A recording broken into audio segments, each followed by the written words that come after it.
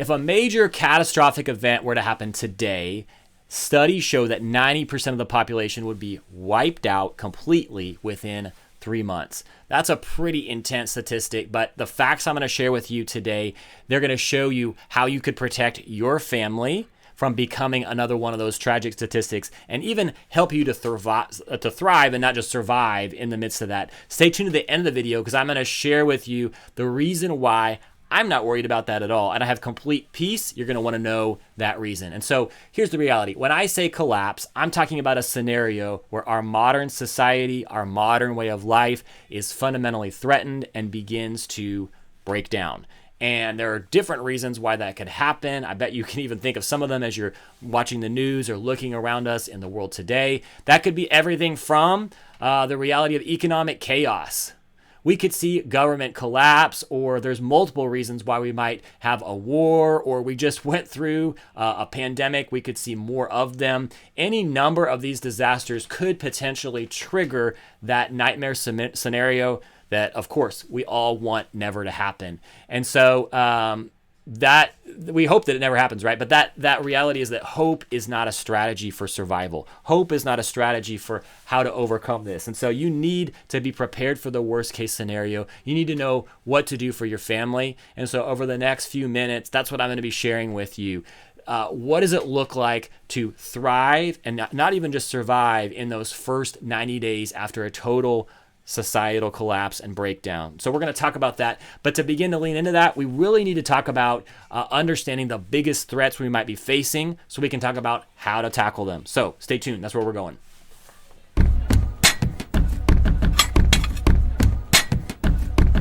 Okay, so you're probably wondering what the biggest risk to your survival would be after these kinds of collapses to economy, to infrastructure, to beginning to see these kinds of breakdowns in supply chain.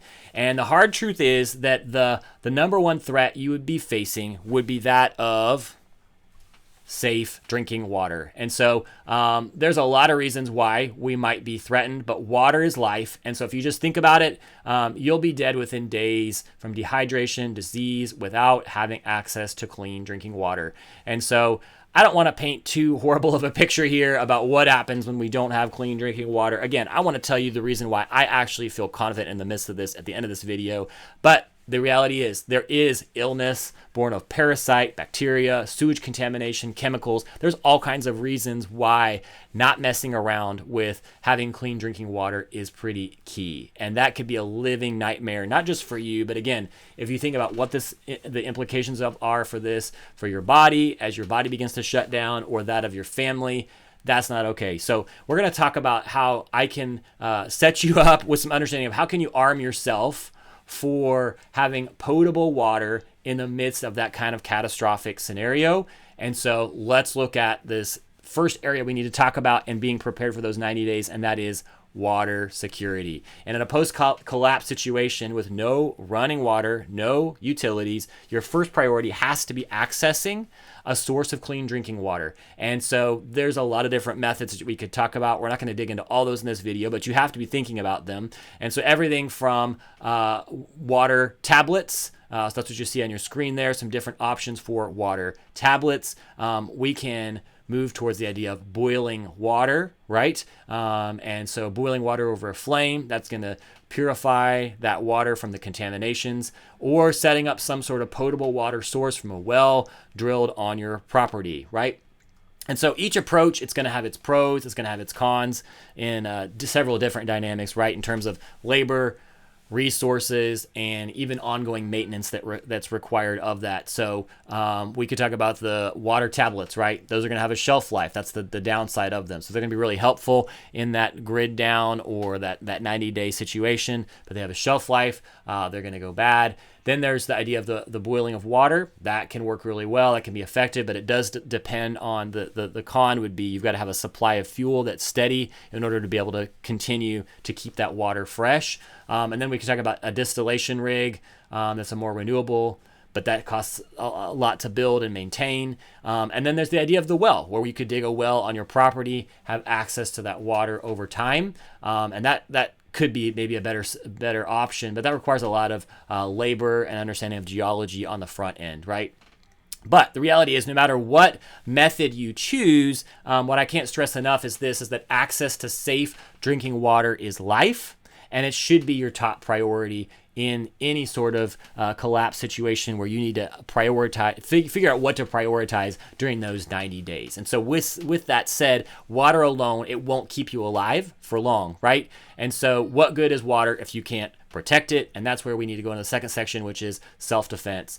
And after a true collapse, you may just face challenges and threats, not just from lack of resources, but from the breakdown of community, society, and even law and order. And so as that begins to happen, again, my goal in this video is not to give you fear and to drive you through fear, because again, I have hope in the midst of this, but we do need to be thinking about this. What does self-defense look like? And there's some different things that we can begin to look for to make sure that we are prepared. And so we need to have knives and have some tactical options. And knives not always just for self-defense. There's a lot of other applications for it, but having knives and blades at your disposal can be pretty key as a way to be prepared for the self-defense needs of your family. But we can also talk about tactical flashlights, which are a great option, not only for light, but that they function as a self-defense option as well, with the beveled edge that can be used to strike. Then you've got your tactical pens that double as a multi-tool. Can be pretty compact, pretty useful, can even pass through security in some different scenarios. And then you've got the keychain or handheld options that you can attach to keychain. That can be a really great everyday carry option, from the defense key to the striker, paracord, monkey fist, that has multiple different applications of it. But in a true survival scenario where there's no law and order, you need to be prepared to defend yourself with what's going on. And I want to be able to, with my family, thrive and not just survive in this situation, but we need to be ready to respond if we need to with some of these options. And so even then, if you protect your water source, your water supply, that's just the start, because if you secure the water source for your family and the community, you're still going to need to be able to have others that you can come alongside of. That's where it's really important that we think through, how do we collaborate with others in our area and begin to build those kind of networking relationships so that we've got some sort of community going into a 90-day situation of collapse, where we've got other preppers, other people that we can rely on and work with.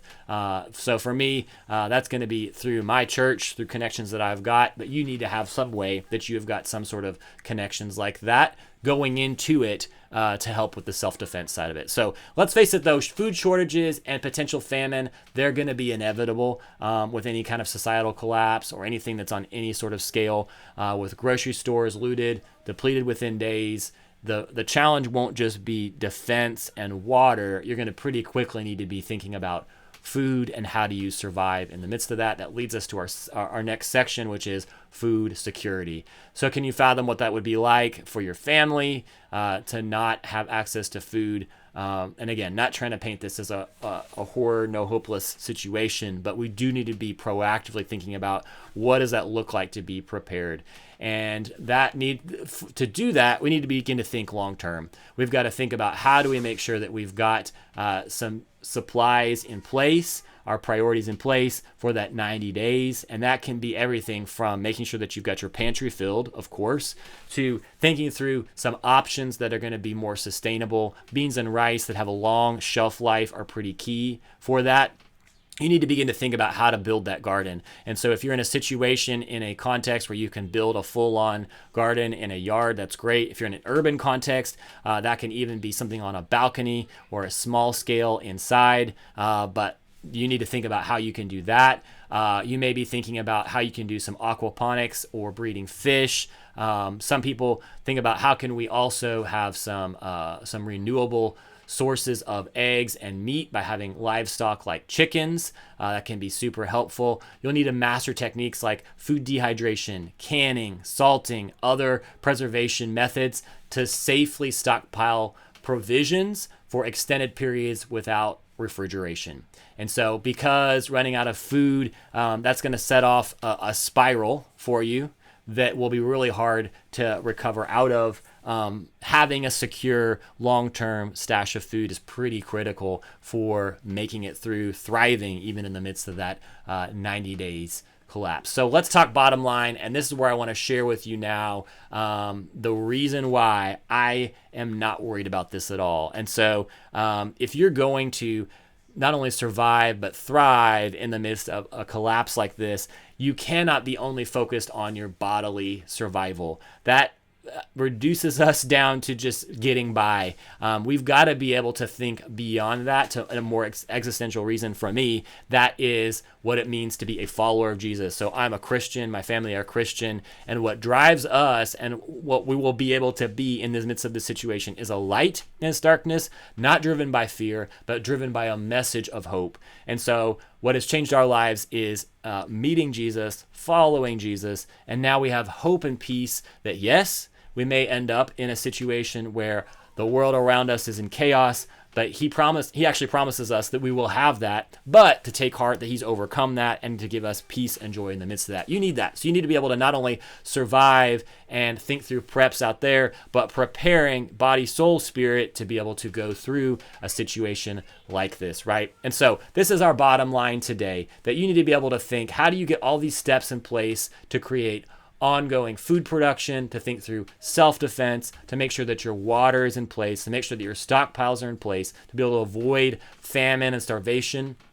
And if you ignore these top 3 priorities, you do so at your own peril. And I guess I could say the top 4 priorities, because I'm mentioning here at the end of this video that this can't just be about your bodily needs, those of your family. You've got to also think spiritually so that you are not just maintaining and surviving, but you are actually thriving and moving towards your ideal self, who you're created to be in the midst of that. And so that statistic I showed at the beginning, it is true that not having a plan, failing to prepare, it is a major problem if you're going to be able to make it through that first 90 days of collapse. Don't be another statistic. The choice is yours at this point. I've given you the facts now. I've even given you some action steps to begin to take, and you need to take action on that so that your loved ones don't end up in that situation. So as we finish out this video, what we want to talk about on this channel is not just hacks and things you need to do, but it's about building that mindset. It's about becoming resilient in the kind of way that these kind of situations may come,